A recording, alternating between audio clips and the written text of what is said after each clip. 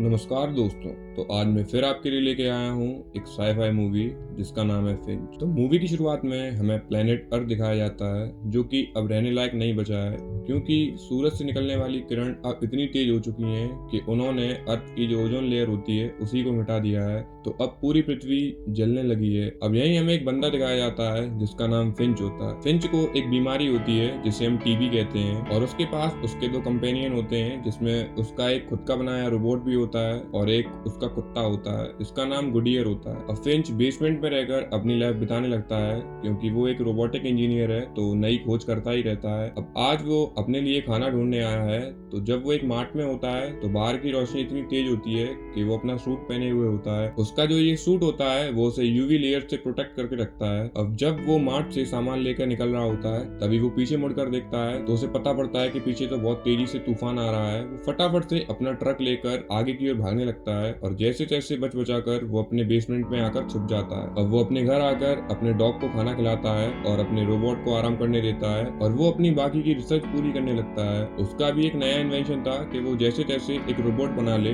जो उसके मरने के बाद उसके कुत्ते का ध्यान रख सके। अब वो अपनी ड्रिंक पीकर अपना बाकी का काम करने लगता है और उसके बाद वो अपने जो पुराना रोबोट होता है उसकी दो आंखें निकालकर अपने नए रोबोट में लगा देता है और उसका सिस्टम अपडेट करने में लग जाता है। ये इस रोबोट को ऐसा बनाना चाहता था कि वो इसकी जगह ले सके और उसके कुत्ते का ध्यान रख सके, क्योंकि वो अपने कुत्ते से बहुत प्यार करता था। उसका कुत्ता उसे एक जगह एबेंडन मिला था, तभी से उसे उस कुत्ते से बहुत प्यार हो चुका है, क्योंकि फिंच का इस दुनिया में इस कुत्ते के अलावा कोई भी नहीं है। और वो उसकी आंखें निकालने के बाद उसे कमांड देता है तो रोबोट थोड़ा हिलता डुलता है, जिस वजह से उसे पता पड़ता है कि मैं अपने लक्ष्य में आगे बढ़ चुका हूँ। अब इसी पल वहाँ पर लाइट कट हो जाती है, जिस वजह से फिंच बाहर जाकर देखता है तो उसे पता पड़ता है कि विंड टरबाइन खराब हो चुकी है। वो फटाफट से उस विंड टरबाइन को सही करता है और सही करने के बाद अंदर आता है। जब वो अपने रोबोट से बात कर रहा होता है तो वो अपने रोबोट को वेदर फोरकास्ट से कनेक्ट कर देता है, जिस वजह से उसका रोबोट बताता है कि आगे आने वाले 4 दिनों में बहुत भयंकर तूफान आने वाला है और ऐसा भी हो सकता है कि ये तूफान लगातार 40 दिनों तक रहे।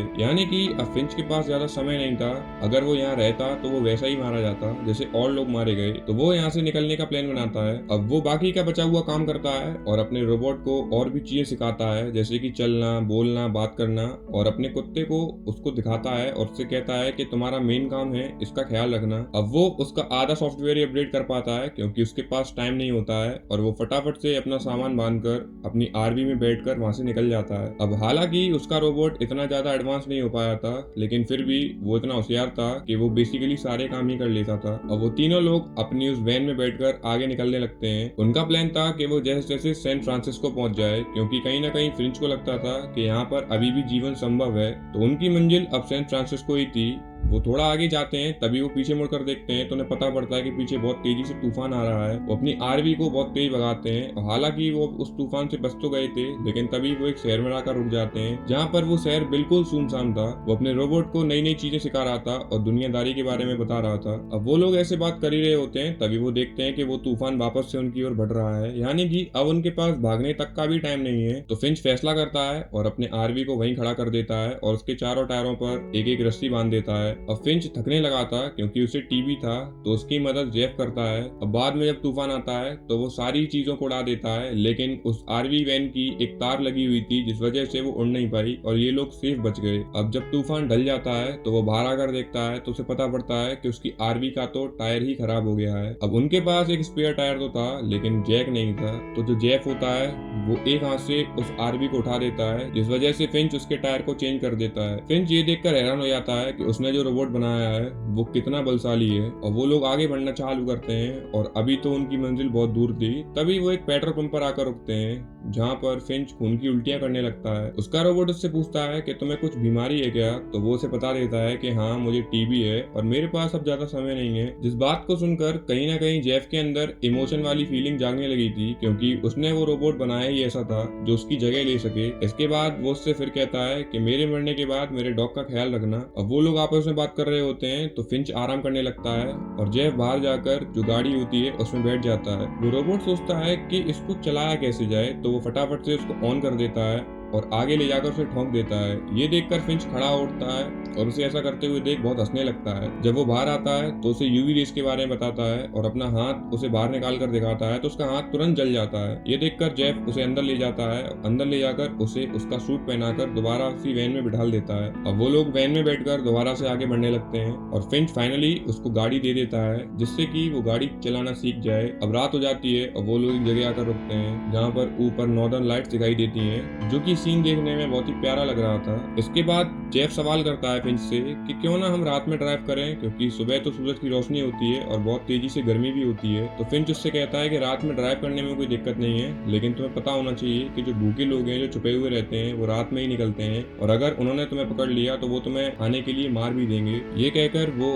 जेफ में एक नई चीज भी जगा देता है, जिस वजह से जेफ को पता पड़ता है कि इस दुनिया में अच्छे ही लोग नहीं होते बल्कि बुरे लोग भी होते हैं। अब सुबह होती है और वो अपना सफर जारी रखते हैं। इसके बाद वो एक बहुत बड़े शहर में आकर रुकते हैं। जो शहर बिल्कुल अबेंडन्ड हो चुका था। यहाँ पर बड़े बड़े अस्पताल थे। अभी फिंच तो सो रहा होता है क्योंकि उसे रात से ही खून की उल्टियां हो रही थी। इसके बाद वो जो दोनों रोबोट होते हैं वो उतर कर जाते हैं और सप्लाई ढूंढने का काम करते हैं। जो जेफ होता है उसे नहीं पता था कि ये जगह तो पहले ही लुटी हुई है, लेकिन फिर भी उसे कुछ दवाइयाँ और बाकी की जैकेट वगैरह मिल जाती हैं। वो उनको पहन लेता है और बाहर आने लगता है। लेकिन जो छोटा रोबोट होता है उसे पता नहीं होता कि यहाँ पर ट्रैप भी लगा हुआ है। तो वो एक कैन को उठाने जाता है, लेकिन तभी वहाँ बियर ट्रैप होता है जो उसे बीच में से ही अलग कर देता है। ये देखकर फिंच उदास हो जाता है क्योंकि फिंच को ये रोबोट बहुत प्यारा था। इसके बाद वो दोनों लोग गाड़ी में आ जाते हैं और बैठकर अपना सफर जारी रखते हैं। इनके जस्ट बाद ही हमें एक गाड़ी दिखाई जाती है जो इनका पीछा करने लगती है। अब रात हो जाती है तो ये अपनी हेडलाइट्स ऑफ कर लेते हैं, लेकिन वो जो गाड़ी होती है वो अभी भी इनका पीछा कर रही होती है। अब फिंच उस रोबोट से कहता है कि इस गाड़ी को और तेज भगाओ, क्योंकि जो वो लोग हैं वो लुटेरे हैं और वो हमसे हमारा सामान लेने के लिए आए हैं। तो जेफ उसके हुक्म को मानता है और गाड़ी को और तेज भगाने लगता है। लेकिन ये होती तो जीप है तो ज्यादा देर तक भाग नहीं पाती। तभी जेफ एक आइडिया लगाता है और उस जीप को एक टनल के अंदर घुसा देता है। उस आरवी का साइज काफी छोटा था,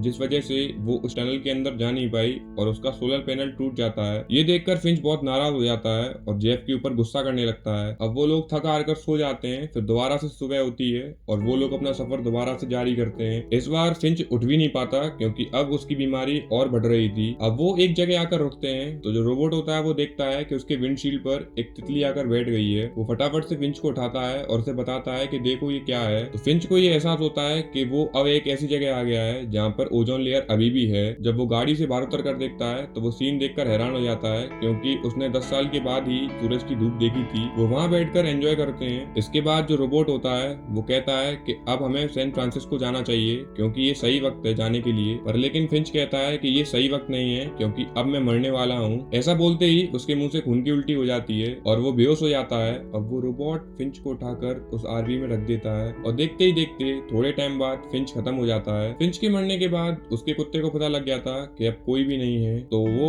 और रोबोट मिलकर उसका फ्यूनरल करते हैं और फ्यूनरल होने के बाद अब वो रोबोट ही उसके कुत्ते का बिल्कुल वैसा ही ख्याल रखता है जैसे कि फिंच रखा करता था और इसके साथ साथ वो अपना डेली का काम भी ऐसे ही करता था जैसे फिंच करता था। अब 2-3 दिन के सफर के बाद उसका रोबोट और वो कुत्ता सैन फ्रांसिस्को आ जाते हैं, जहाँ पर वो उस रेड टावर को देखते हैं और वहाँ पर बहुत सारी इमेजेस लगी होती हैं, यानी कि अभी भी बहुत से सर्वाइवर्स बचे हुए हैं जो कि मरे नहीं हैं। और इसी के साथ इस मूवी का एंड हो जाता है। अगर ये साई-फाई मूवी पसंद आई हो तो एक लाइक और सब्सक्राइब जरूर करें और हमारे चैनल पर बने रहें। Thank you guys.